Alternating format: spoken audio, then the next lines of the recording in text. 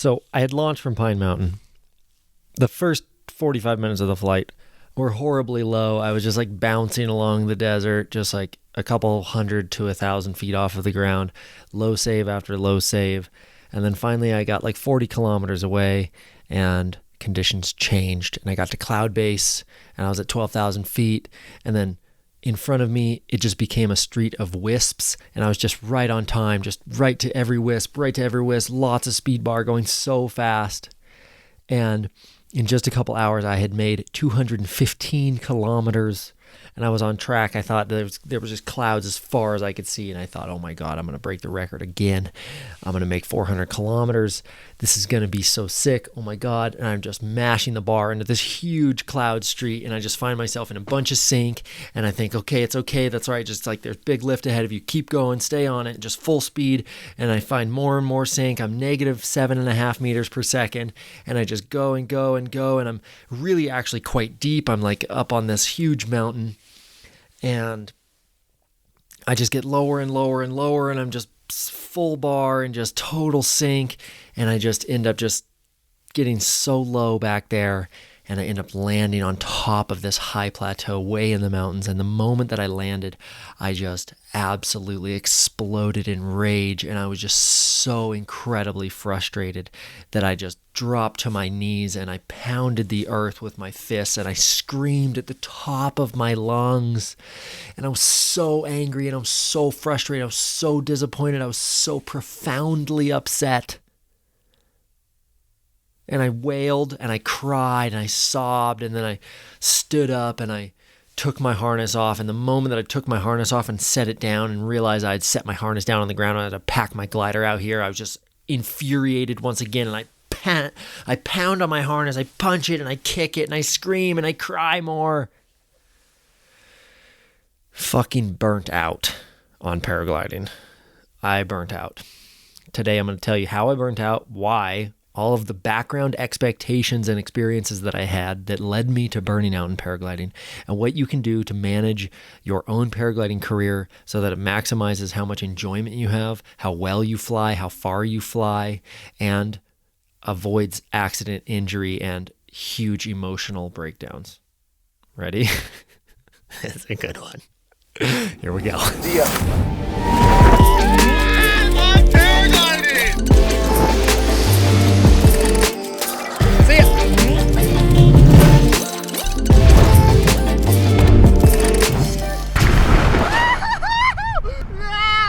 Okay, so a little backstory on that story. That the flight itself was really, now that was almost a year ago. And so now I can look back and think, wow, that was an amazing flight. I made 215 kilometers. I averaged 49.5 kilometers an hour during my flight, even with the first 60 minutes being on the hill and then really low and slow. So like it was definitely the fastest flight of my whole life, and the conditions were just absolutely unreal. So to rewind, that's a huge element of like what set me up for like blowing my fuse on frustration. But a year before, I had set the Oregon State distance record, 370 kilometers to the south, way into California.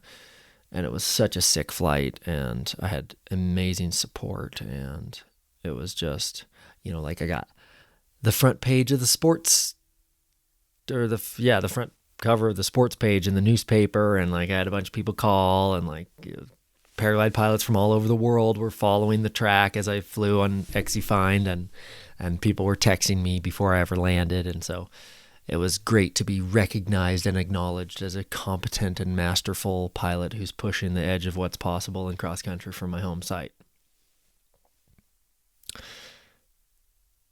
After I landed, I thought, oh my God, it's possible to go even further. Of course, that's how the wheel of inspiration goes.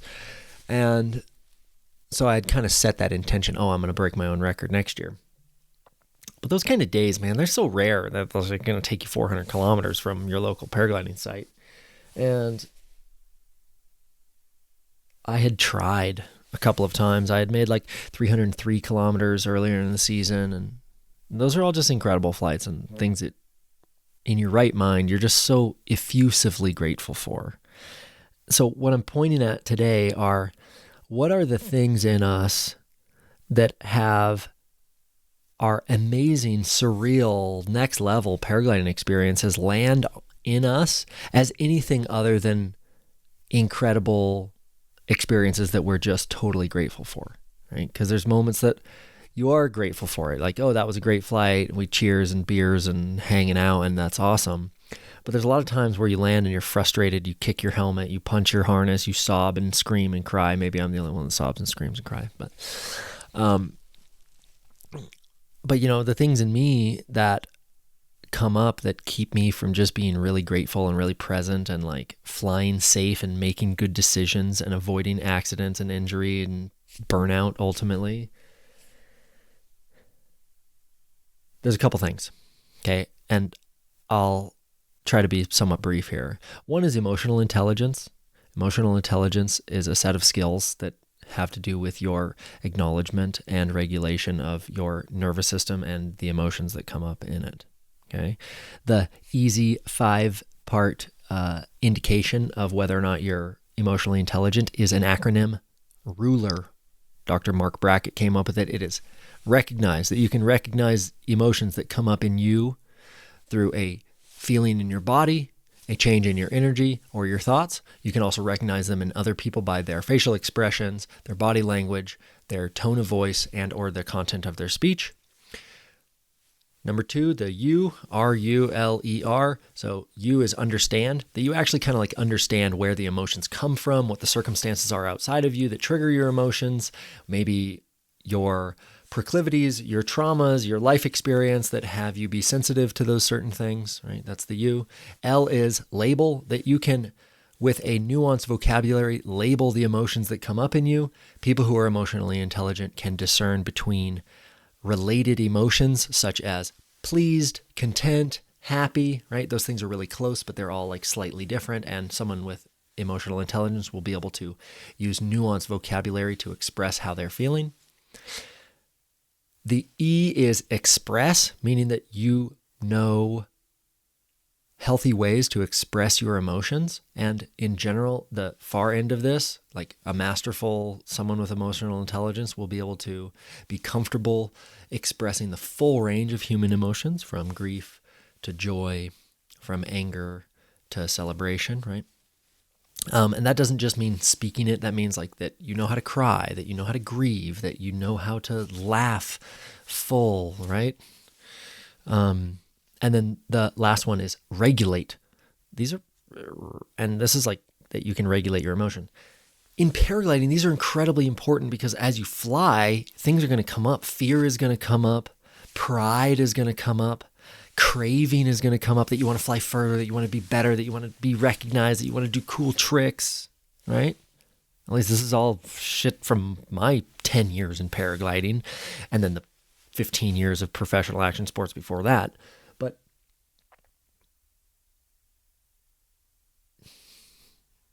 so emotional intelligence really can help you keep from burning out because you realize, oh, wow, I'm really tired and I'm like all of my expectations, right?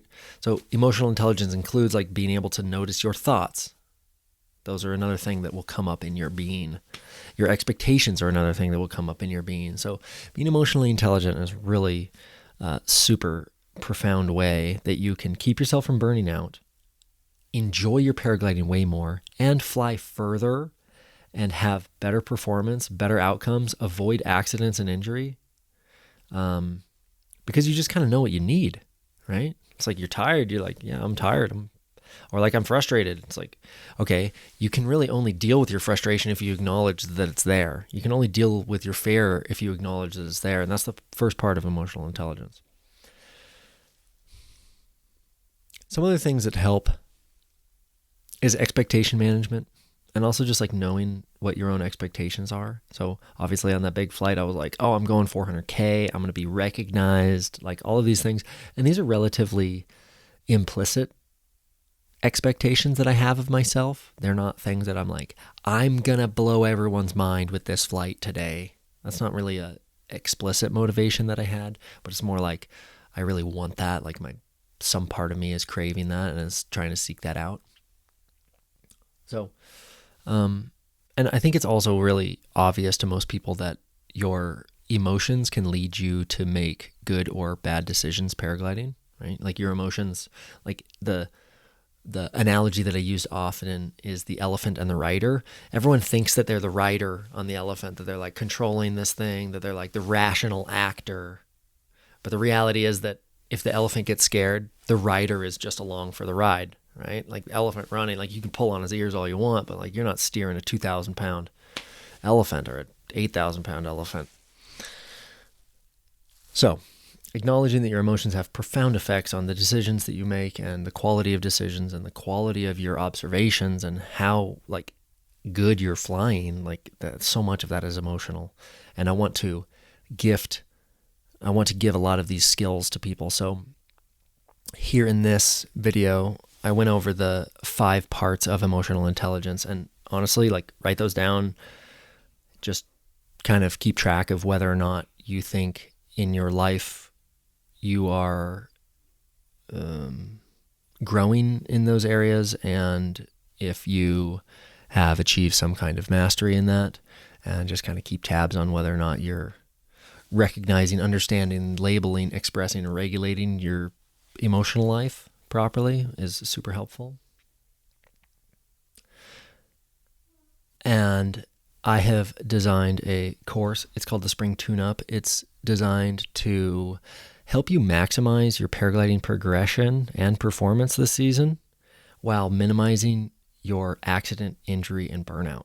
Okay, so it's a lot of sports psychology of like, how do people use their emotions to serve them in flight so that they can have their longest flights, their highest performance, as well as to avoid accidents and fly safely, right? Because I know for myself, like I've almost killed myself trying to show off a number of times. So that's the Spring Tune-Up. Links in the description below.